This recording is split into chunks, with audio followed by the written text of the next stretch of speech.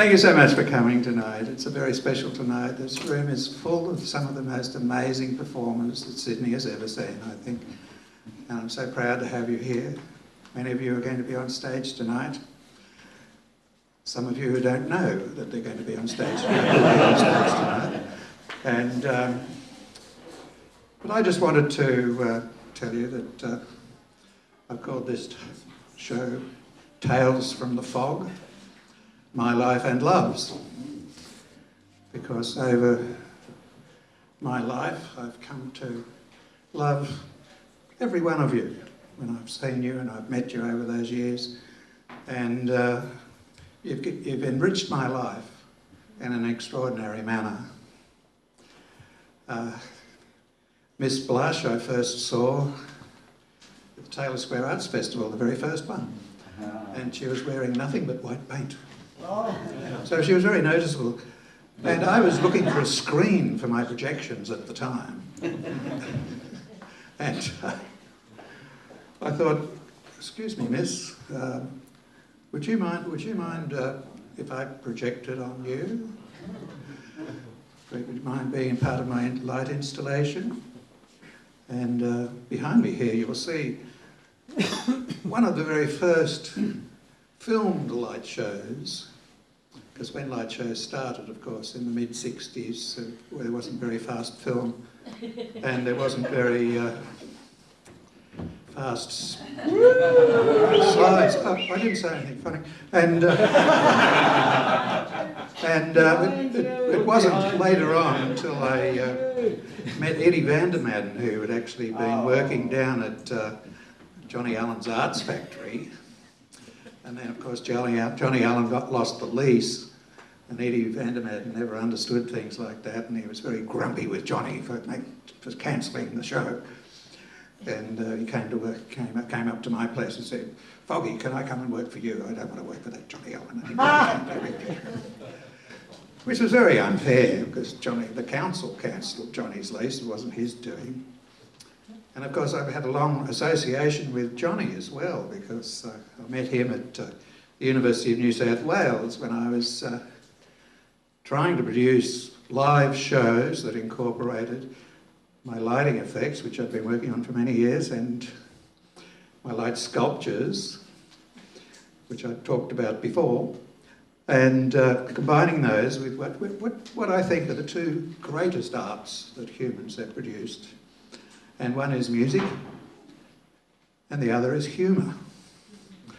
And I'm always ambivalent about which one is the greatest art. Maybe they go together. I still haven't decided.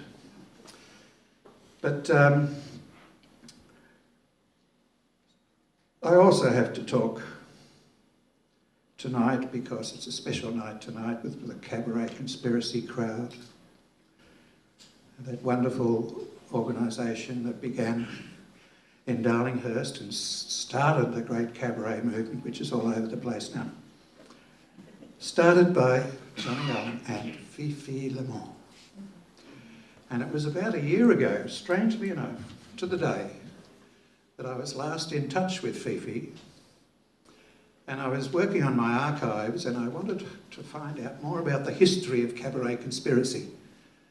And I said she'd given me a wonderful holiday in Amsterdam just before, and looked after us right royally. You know, we ended up picnicking on motor launches, going through the canals and doing wonderful things. I knew Fifi from the time she left school. She was the girlfriend of a very good friend of mine and her sister. Anyway, I emailed her. I said, "Tell me about Cabaret Conspiracy." And this is the letter that came back, dated 1st of April 2012 at 4:30 a.m. "Roger, I don't have time at the minute to write up a history, but Michael Murray, I and Johnny Allen started it up. The hub of the group was at 248 Liverpool Street, Darlinghurst. Boom Boom, I and Doris Fish and Sandra Lamont, currently Jacqueline Hyde, living in Paris, were the weekly contributors, with frequently Jeff Kelso, Lance Curtis, Vittorio, Elizabeth Burton, Michael Matu, Martin Raphael, Kevin English, Mark Daly, John O'Connell and Julie Godfrey, Alison Lockwood, Jandy Rainbow, Tin Scully, and Assorted Reprobates. David Schofield and Toby Zotes did the posters. Tim Pye, but mostly Michael Murray, did the stage managing. Michael became a bagwan. We performed at Garibaldi's, but also Lulu's on Oxford Street, the Big Joint on George Street, now it's a McDonald's, and a couple of forays to Melbourne where I hooked up with David DeMost. It started late in 1978 and ran until the early 80s. Roger, the Piccolo has reopened and Vittorio has all the posters from the period. Toby Zotes is a frequent visitor there and a blogger, so he can write quickly. Jacqueline Hyde and Jandy Rainbow are big Facebookers, I'm not, and have contact with Kevin English, Teresa Green and company. Martin Raphael has just written a book about burlesco, mainly Matu, but information overlaps. Danny Aboud is collating all the silver in the synthetic material. Carl was there at almost every show, Carl McPhee, and filmed parts the days before camcorders. Elizabeth Burton would also have lots of information. Kiss, kiss, Fifi. Yes, we had a good time with you here, she says. I hope you remember Miller, the pollinator queen, who had this enormous warehouse in the middle of Amsterdam full of dope. Who could forget? I love Fifi, I know we all do. And in a way, this is my tribute to her, as well as to you. Thank you so much.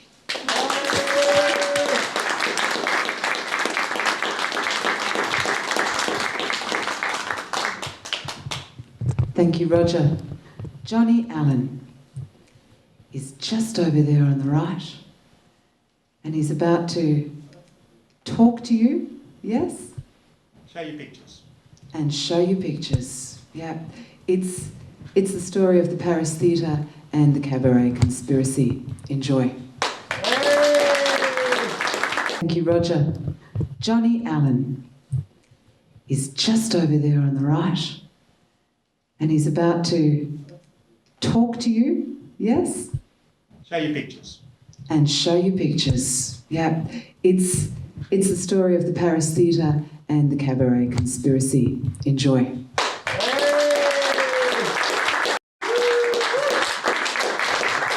Thank you, Jim, and thank you, Roger, for that lovely introduction, bringing back so many memories.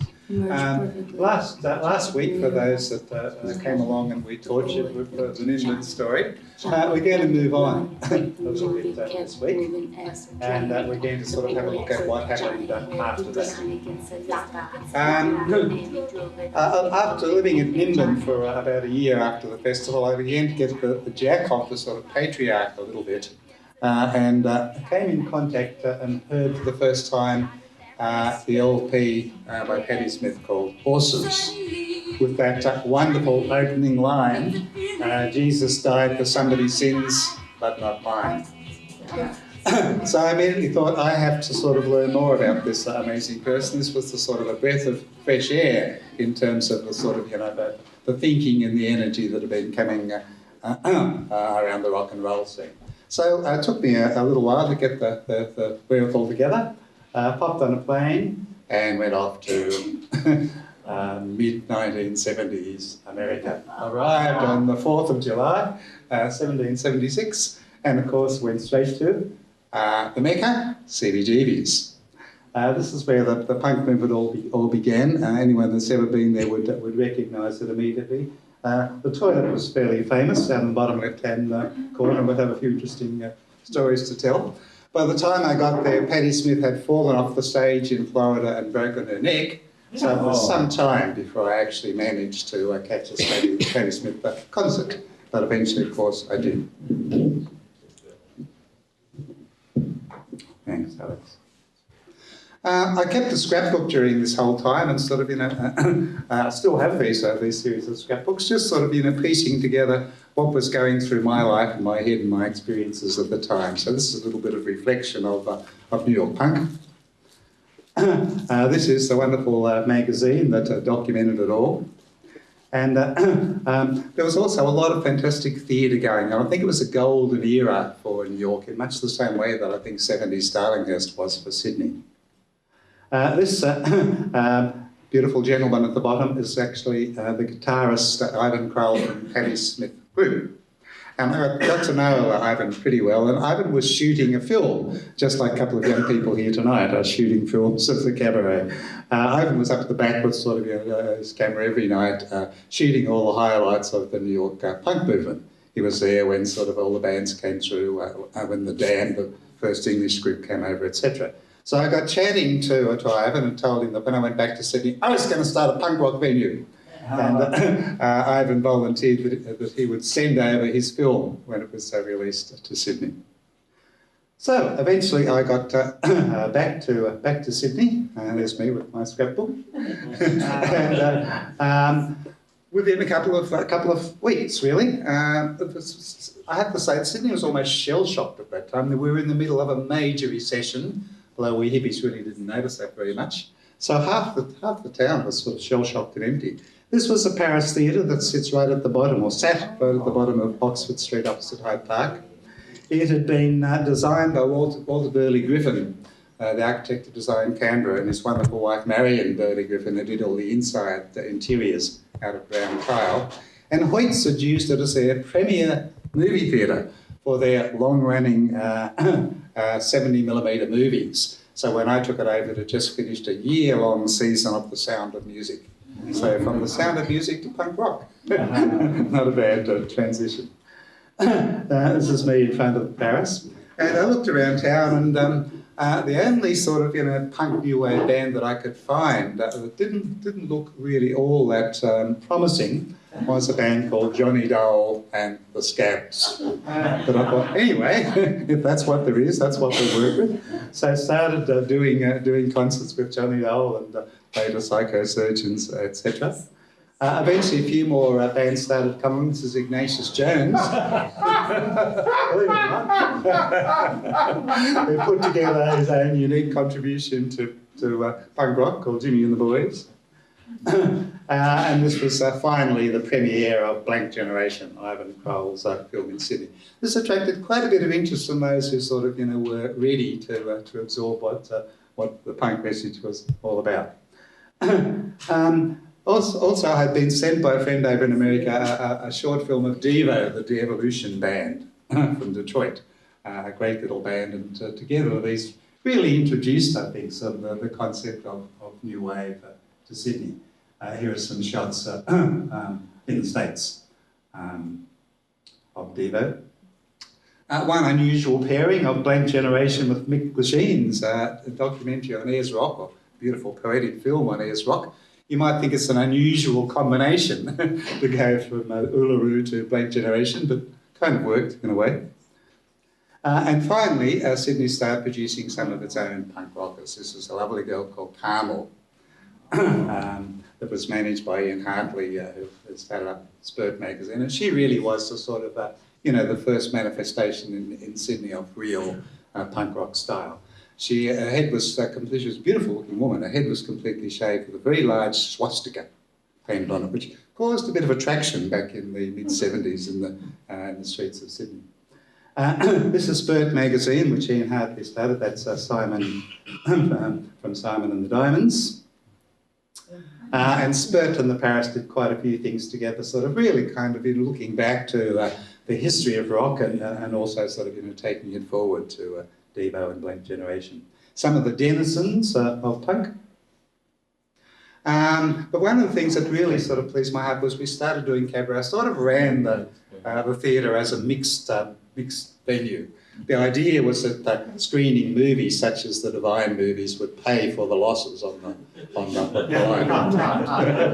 Roger will know all about this. Didn't quite work. I used to have great trouble scraping up the $600 a week for the theatre. But what pleased my heart most was Cabaret of groups like Rats Banda and Velvet Tramps. Did a lot of political stuff, usually giving the theatre for free to various worthy political groups. This is a benefit for Greenpeace, and you can see the theatre had actually sort of direction quite considerably. This is a living sculpture Trans isn't here tonight, but Joel would have a little snack stall, etc. Very unusual theatre foyer for a downtown cinema at the time. There was a little bit of a climax when I screened a movie called The Palestinian on behalf of the Palestinian community. And I got just half an hour before the film was due to start, I got a ring from an Israeli organisation to say that they had planted a bomb in my theatre, and unless I cancelled the screening, they were going to blow us sky high. So I didn't quite know what to do, called in the bomb squad, who put everyone out on the street and came to the theatre, told me it was safe, and so I went ahead with the screening. I must admit, with kind of my heart in my mouth, because there are lots of little interesting nooks and crannies in the Paris, and I wasn't quite sure whether, in fact, we were going to get blown sky high. I guess it sort of, set my thinking that sort of, any organisation that was prepared to blow me up in order to silence what we were doing was probably on the wrong side of truth and justice. Another one of my, this is Sydney at the time, another one of these little collages. It was very much at the time when there was a lot of arrests and violence happening with the police, particularly sort of police sort of, trapping gays for sport. And there was a lot of, genuine outrage welling up, which manifested a year later in the first Gay Mardi Gras. Following the sort of, the queue of CBGBs in New York, upstairs at the Paris, I started a little art studio, had a group of young people called the Parasites. And the idea was that we would produce the sort of publications and put out the sort of fresh thinking that would sort of help to, add something to the Sydney scene. This is an example of the artwork of the Parasites. This is me with Willie Young, who came along and did some various shows with us. Willie was doing fantastic, and still is doing fantastic photographic work. And another person who came along and got quite involved was Martin Schacht. Of course, dreamed of doing Tiny Tim for Paris. Never happened, but there are lots of drawings for it and possible stage sets for it, etc., etc. And finally, I read in the paper that Jane Street, the Alto Theatre, was closing down, and Jim Sharman had a season of new Australian plays that he had hoped to do at the Alto and Jane Street. So I rang Jimmy and said, well, look, you've got a season of plays and I've got a theatre, let's talk. And that gave birth to the Paris Theatre Company, which grew into eventually the Sydney Theatre Company. This was their first production, Pandora's Cross, of course, based on the history of the cross. Victoria saw it. How was it, Victoria? Fantastic. Good. Someone up from Victoria. So it turned out, though, that they really they needed to take out my screen in order to do what they needed to do. And it wasn't actually sort of, just suiting what I needed to do. So I eventually handed the lease over to them and sat in the gutty yet again, thinking, okay, broke, nothing going on, what happens next? So I picked up what had actually sort of, been most pleasing to me at the Paris was the Cabaret strand. So I got together with Fifi, and as we learned from that lovely letter to Roger, got together with Fifi and Michael Matul, and we put out this little cycler-styled sheet, which basically invites anyone and everyone to come and perform at the Cabaret, because we decided what we needed to do was create venues. So the usual thing, we started off by opening up our telephone books. Between Fifi and Michael and I, we knew a lot of ex-NIDA graduates, young performers around town performing in groups like the One Extra Dance Company, etc. So we would invite them all to come along and take part in the Cabaret. As a venue, we identified Garibaldi as this wonderful coffee shop above a motor garage down in Riley Street, Darlinghurst, run by a great old Italian anarchist called Mario. This is a wonderful mural on the wall. This is inside the venue, but depicting the outside of Garibaldi's, and of course Garibaldi on the horse. This is our first poster, nailing our identity to the wall, really. And I think one of the strokes of genius that came from Fifi was to invite these two wonderful sluts, and that probably would be honoured to be called that, Doris and Mel, to compare the Cabaret. Basically what happened was that they poured shit on the acts, the sort of, and but it made the cabaret work, because the worse the act, the more outrageous and over the top Darcy Mill became. So the audience was hoping that the next act would be terrible, so that Darcy Mill would actually play up. But of course the acts often weren't terrible, or sometimes they were. Here's a few examples. Julie Godfrey and Kim Deacon. Kim's still around and just recently did a show based on Henry Lawson's wife, which is a great little show. Mark Daly and John O'Connell. John O'Connell went on to choreograph Strictly Ballroom. Was just a fantastic talent, we all knew that, but finally Hollywood discovered that and he got snapped up by Hollywood to choreograph Richard Gere and various people like that. Years later, I asked him to sort of to come along and be the sort of master of ceremonies for a samba carnival that I was doing at Darling Harbour, and I never went back to it because I was so scared I couldn't afford him. And he rang me up a couple of weeks later and said, "Johnny, what happened?" And I said, "Oh, I didn't think it." He said, "Look, I'm working as a waiter for $12 an hour." So being discovered by Hollywood doesn't always lead somewhere. This is one of many, many shows that were a great combination. So what you saw on stage was the two of them supposedly backstage putting on their makeup and chatting, and eventually they sort of burst on stage as the Briquettes. This is Mark. This is Jeff Kelso and Lance Curtis, both brilliant comics.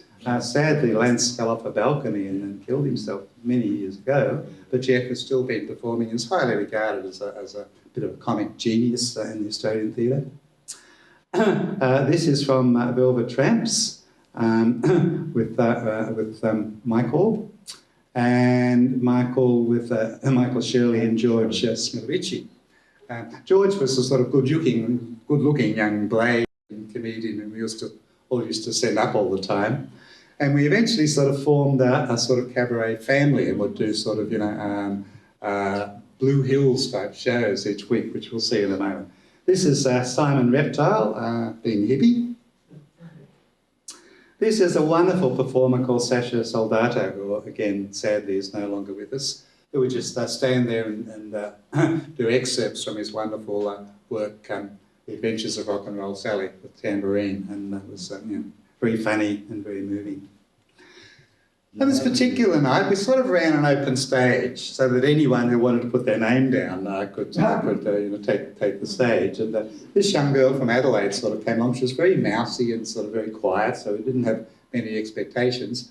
And anyway, that evening she hit the floor with this wonderful number based on Kraftwerk's Showroom Dummies, dressed in this wonderful sort of half male, half woman costume, and brought the house down and became from then on a regular of the cabaret and our residence at 248 Liverpool Street. This is Mopsy Beans from the suburbs, another sort of discovery who just turned up one day and said, "Hi, I'm Mopsy from the suburbs," and did lots of lovely, just satirising the background that she came from, which was the back blocks of Parramatta. This is our own sort of angry teenager, rebel with a cause, I guess, Giselle Morgan. Her mum started a free school in William Street for sort of dropout kids who wanted to go to school but couldn't cope with the rigours of the education structure. And so Giselle was our representative teenager. Oh, what's happened? Sorry? This is Jack Crowley. One of the things we were very active in pursuing the cabaret, as well as kind of inviting anyone who cared to come along and sort of take the stage. Fifi and Michael and I were always on the lookout, as ably assisted by Vittorio, for anyone who might want to perform. So Michael and I were walking through the cross one day and saw this old guy busking, and listened for a few minutes and thought, that's pretty remarkable. This is not just any old busker, this is terrific. So we said, we've got this cabaret down the road, you want to come perform? And he did that night, and did this wonderful version of YMCA, which brought the house down. It turned out, as we discovered months later, that he was actually very well known. His stage name was Jack Crowley, but his real name was John Forrest. And he'd been the rock singing teacher that had taught all the rock greats in Sydney for a couple of decades. That's Cheyenne, his dog, who's therapeutic of decoration. This is Fingers Domain, who again can't be with us tonight because he's in Malaysia, but he sent a message that he's very much here with it in spirit. An amazing magician with his feet so legitimate. Guess.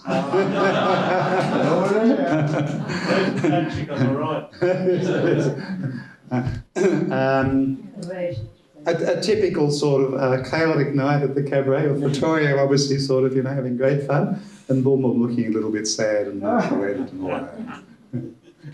that. Boom Boom found this amazing pianist again. Sort of a lot of the people performing in music were young students from the con, and we needed a pianist, and one of them said, "I know this girl called Elena, this young Russian girl," so brought her along. We were immediately struck by the fact that this was no ordinary pianist. You could play a piece of music to Elena that she'd never heard before, quite a lengthy piece. She'd listen attentively, then she'd sit down and play it note perfectly. So there's something going on here. So she's now Elena Katz-Chernin, and probably the most best-known contemporary composer in Australia. Yes. But that piano we purchased for $10, and I think it had about 1/3 of its notes missing. But it was bloody heavy to get up those stairs, I tell you. This is one of the highlights that stays in my mind of a wonderful performance. So we've asked Victoria to do a reprise tonight.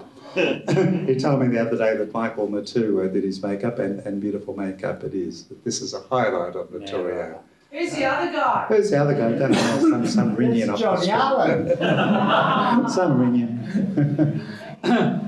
This is Doris. Doris and Mel would sort of they were experienced drag queens, so they would change costumes totally, not only every show, but sometimes halfway through the show. So this is them being bikey moles. This is an evening when they decided they were sort of massage queens. So they set up a massage table, dragged this poor gentleman out of the audience and stripped him naked. He was a genuine audience member, he wasn't a plant. And proceeded to massage him in front of the audience. He came back for me, he became a regular at the Cabaret after that. He was back every week. John Castle was his name. Doris and Mel as hippie chicks. And again, you can see some of the sort of, the sheer glamour that the two of them brought to the Cabaret. We mentioned the soap opera that was, so basically every week the little Cabaret core family would continue this Blue Hills soap opera. This is the marriage of George Smilovici, looking very solemn and being given away by his mother Fifi, with Michael Shirley presiding as the pastor, and Doris as a bride dressed in a lampshade. What else would you wear as a bride to your wedding? I love the little shot of Mel over on the very far right, looking a little bit jealous and a little bit peeved. These are some of the. So we basically sort of started doing shows, kind of as Fifi said, originally at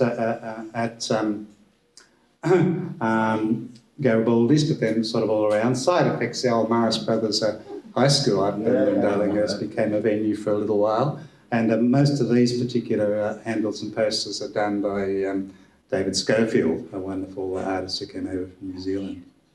This one always stuck in my mind. And it's probably an apt one to show this evening. I really didn't quite understand the fuss. It outraged the Italian community in Darlinghurst to the point that we were told that there was no way we could perform at Garibaldi's, even though this was supposedly an anarchist coffee shop. So we lost our venue and had to take it up to the Morris Brothers. But we're going to look at it now and see, come as your biblical fantasy to a night of total sacrilege and debauchery. I could see how they might have been perhaps a little bit offended or possibly tantalised. We did in fact all adopt biblical characters. As I recall, was John the Baptist. There was Katie Pye, a great fashion designer at the time, was Mary Magdalene. And Fifi decided she would become the Easter Bunny.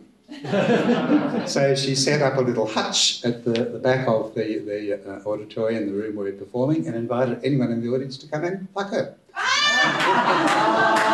Which several people did. So there, the Italian community. This is another show where we we used the old Lulu's, which was a gay venue back then, and did a show basically for the Queen's birthday weekend with Fifi playing the Queen. Fifi was wearing sort of several layers of, first of all, sort of very regal garments, and then corsets under the corsets, and finally stripped down to sort of, to absolute nothing, and certainly an impression of the Queen like no other that I've seen before or since. Our big show was at Maxie's, the old Plaza Theatre in George Street, where we actually miraculously managed to fill the theatre, and this is what became for me the iconic poster, done by sort of a couple of young women from the Tin Sheds, based on that earlier photo that you saw of Doris and Mel. And a successful show probably was a concept came from Michael, the Rock and Roll Death Show, where we invited each of the cabaret regulars to play a dead rock and roller. So Fifi played Janis Joplin. Boom Boom, as I remember, sort of choked on a hamburger as Mama Cass. George played Elvis Presley. It's another poster for it. It's George as Elvis. So this show actually had a life. It went on sort of, it was compared by a wonderful performer who stockinged a character called No One, and we'll see it, Mike Mullins. We'll see a little bit more of him later. This is a wonderful poster of Toby's Oats, and if you look carefully, you'll see Doris and Mel and various other sort of characters kicking around. It's for a benefit that Cabaret Conspiracy participated in for jail people in the jail system. So I'm just going to sort of spend a few minutes telling you some of the other things that were happening in Darlinghurst, because Cabaret Conspiracy came out of and helped to create a very special period, which I don't think has sort of has ever been the same. Partly because there were the times were so tough that there were a lot of people on the dole. You couldn't get jobs, so a lot of young people just made the best of this and thought this is an opportunity to be creative and do what you want to do. Rents were cheap. We used to charge $2 to get into the cabaret, so virtually nothing. So this was a newspaper that came out celebrating Darlinghurst. Here are a couple of these artist venues that ran up around. This is Side Effects, the old Maris Brothers School, which basically was a squat. It's taken over and sort of run by a group of artists. This is another one, the old Shepherd and Newman warehouse, an old printing warehouse in the middle of Darlinghurst. So these venues got taken over and became creative spaces. I think that some of that same energy these days has moved on to Newtown and now probably more to Marrickville. But some of that sort of anarchic energy which helped make Darlinghurst what it was. So these are some of the other performers. This is Michael Shirley and some group of friends that did shows at the old Maris Brothers. This is Sasha Soldato's wonderful Adventures of Rock and Roll Sally. That's Sasha posing as Marilyn Monroe in the poster. And one of the things we did, this was around the time, I say, when there was a lot of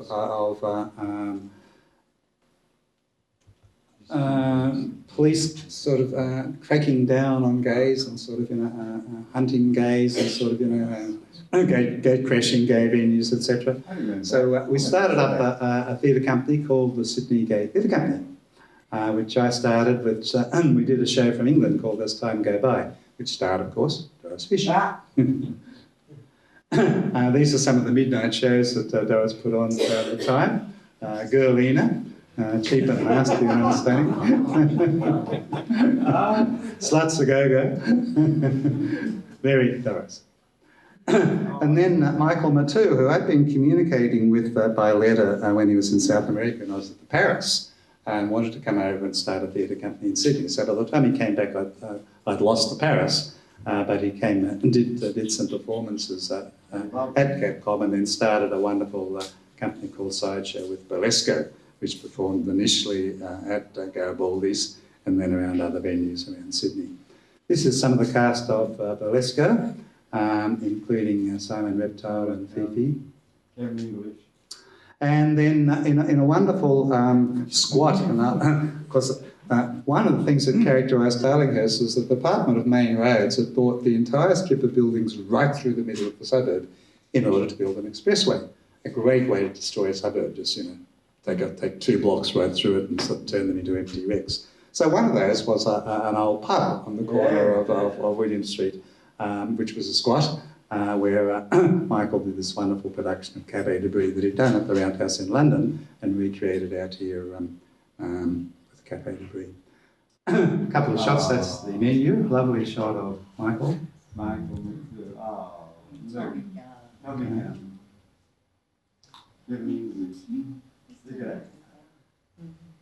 And this is shot in our backyard of 248. Remember the old spiral staircase at 248?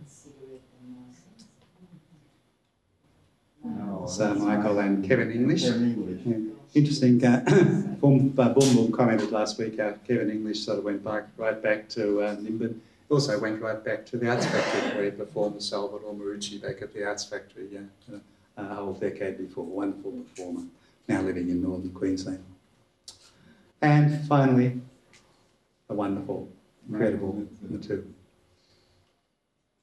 Poster for, and in addition to being a performer, Michael was a superb artist and did all the artwork for his own shows and posters. Superb poster for Eva Peron.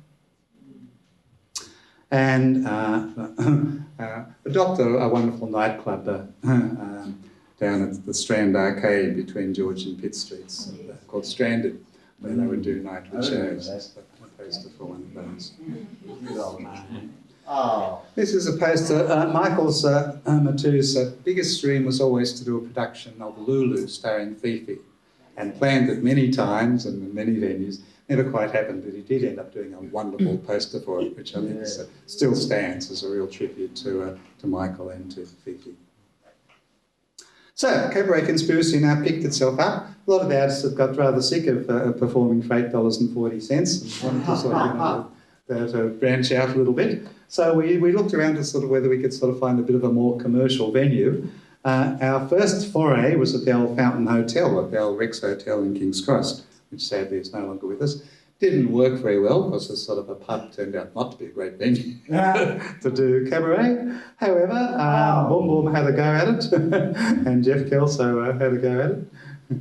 And finally we found what for a little while became our home. We found a venue in Oxford Street called Palms Cabaret, which was a downstairs basement. Rather dingy and nothing going on, run by an old gentleman called George. So we said, George, we'll bring the audience and you can sell them drinks. So with that wonderful partnership, we set out to do shows at Palms. Ran basically sort of a weekly show, Wednesday, Thursday, Friday and Saturday. And brought a lot of acts up from Melbourne. This is Tim McHugh and David Most at that stage. Fifi's partner at that stage was Tim's musical partner. Mike Mullins with his wonderful show, Kitch or Please Be Careful. Yeah. And the End of the Road show. I think one of the last performances by Matu's group before they opened the new Tivoli. We also had a bit of a foray at trying sort of other venues around other states. We went down to Melbourne, performed at the Crystal Ballroom, a rock venue, but sort of, found it pretty tough. People kept yelling sort of, do rock and roll or get off the stage. So it didn't work terribly well. Flying Trapeze was a little bit happier. We went down to Adelaide, performed in a gay venue, and boom, you may remember competition from someone trying to auction a male slave on the stage, which was not a hard competition to fight with, but hey, we got the show on. Of that period, the show that sort of was the fondest show in my memory, and one that sort of came up from Melbourne. I hadn't been all that successful in Melbourne, funnily enough, but I saw it down there and thought this is really something. It was a show called Failing in Love Again by Jan Fornell and Elizabeth Drake. Just a beautiful show, just really kind of capturing the ethos of gay anarcho-feminism of the time. Became quite a hit and sort of ran for quite a lengthy season at Palms and other places. So much so that I put the two performers together with the wonderful Jeannie Lewis Mark Roadnight and Jamie Conway, and we toured this sort of terrific concert around Paris Theatre in Sydney and Collingwood Town Hall. Funny little story associated with, I did the whole thing long distance by telephone, organising the publicity, etc. in Melbourne, and there'd been some mistake with how I had actually booked the ad in the Melbourne Age entertainment section. I thought I was booking an ad that was about sort of 20 metres square, and they in fact published this on the entire back page. Cost the equivalent in today's money of about $20,000. Not much I could do about that stage. I couldn't take it out of the sort of the takings of the performers, so I ate baked beans and water for quite some months in order to pay off the bill. But a wonderful concert, and I think it still stands in the memory of all those who saw it. Then we had a little bit of a foray into cabaret shows. This was our salute to Berlin, called Don't Forget Berlin. And Pat Jones is with us tonight, as well, of course, as Boom Boom, which we did at the stables with Fifi. Then I went off on a little bit of a strange tangent, or so some members of the cabaret thought. I discovered this wonderful old vaudevillian called Jenny Howard, who had come out to Australia in the 1930s, at which point she was the biggest recording star in Great Britain. And she came out and married the impresario around the Tivoli Theatre in Sydney and headlined the Tivoli shows for a couple of decades. So by the time we met up with her, she was 85 years old, still kicking. She'd come and visit us at Darlinghurst and we'd be exhausted. She'd go out the door with a spring in a step. So and my theory was that sort of the cabaret performers of the 70s were really kind of the children, if you like, of the vaudeville, that the vaudeville were our ancestors. However, this didn't go down too well, some of them. Fifi thought that that her jokes were old-fashioned and sexist, which they probably were. She came along to the first night of Michael Matou's New Tivoli, and with Michael pushing a giant penis around the stage. It was quite horrified, saying we'd have never done that in my day. So it wasn't entirely successful, but it was a wonderful sort of gathering of the cabaret stars with our salute to vaudeville.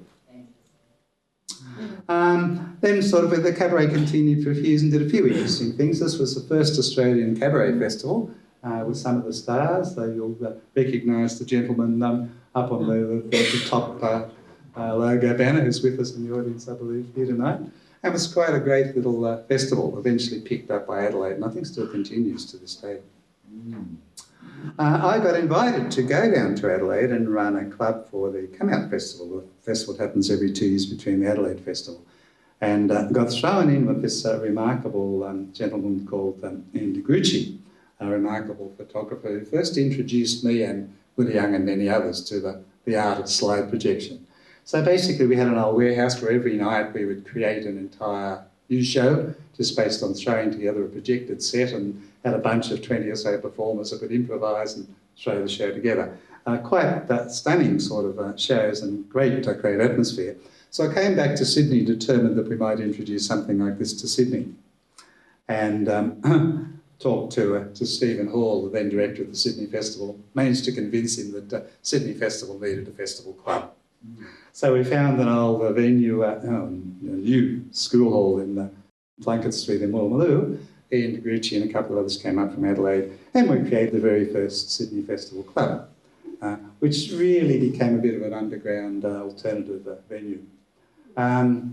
This is the invitation. You can see the graphics were sort of very modern. This was basically the program, and it became a little bit of an alternate theatre festival.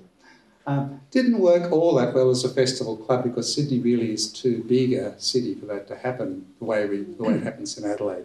But the next year they moved it up to... Next year they moved it up to Macquarie Street, and of course it's now in Sydney Town Hall. So proud to say that Cabaret Conspiracy was part of starting the Sydney Festival Club all those years ago. This is a great little show. For a little while, Willie and Reg Lancic and Ian and I did the little, it's basically lantern shows, where we'd all sort of show our own little features of whatever occupied us at the time. This is one over at Black Wattle Studios over at Glebe. Oh. And finally, and this for me sort of in a way marked the symbolic end of the cabaret, hearing of John Lennon's assassination, and of course, you know, John Lennon had been very important to all of us. So we assembled all of the cabaret crew one last time and did a wonderful salute for my last show in Paris, and a salute to John Lennon as a memorial concert. I asked Martin Sharp to do a poster for me, and he did. Well, it didn't arrive until sort of, you know, 2 o'clock on the day of the show, so it didn't serve much of a point in terms of publicity. So I handed them out of the door. We had the first 300 people that came to the show got a copy of the poster. Being hippies have probably plastered it up on the wall with sticky tape. I don't think there's many left. I've got one, and as far as I know, it's about the only one. I heard an interesting story. Got one, by the way. Damn. Heard an interesting story from Willie Young later, who was living at Wirrie with Martin Sharp, and apparently the story was that Martin Sharp didn't actually like John Lennon very much. He didn't want to do the poster. And Willie said to him, "Martin, what if it had been Tiny Tim?" And set to work and sort of put his hand. I think it's a beautiful, haunting poster of Martin's, of John Lennon, and aptly titled "With a Little Help from My Friends." So that's it. Oh, that's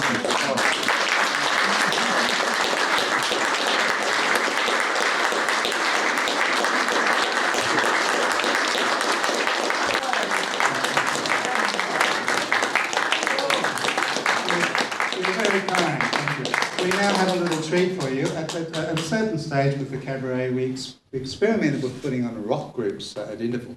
We're actually not going to have much of an interval tonight. We'll give you a break to stretch, and we're going to go into quite a big show for you. But when we started putting on these rock groups at interval, of course, the very first group who should first come to mind, but the artist you're going to see in a moment.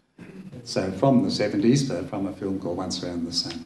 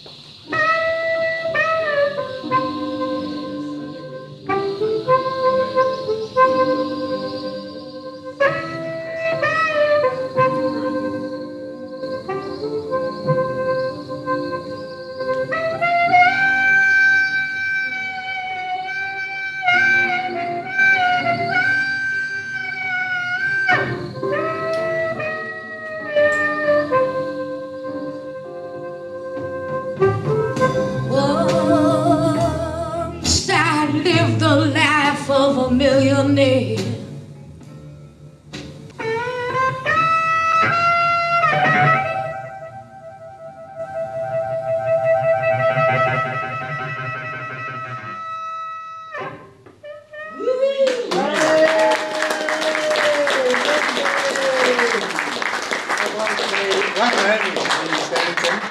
From a wonderful film made at Arimba with visuals by Eddie Vandermaden and featuring most of the bands from the Arts Factory from the early 70s.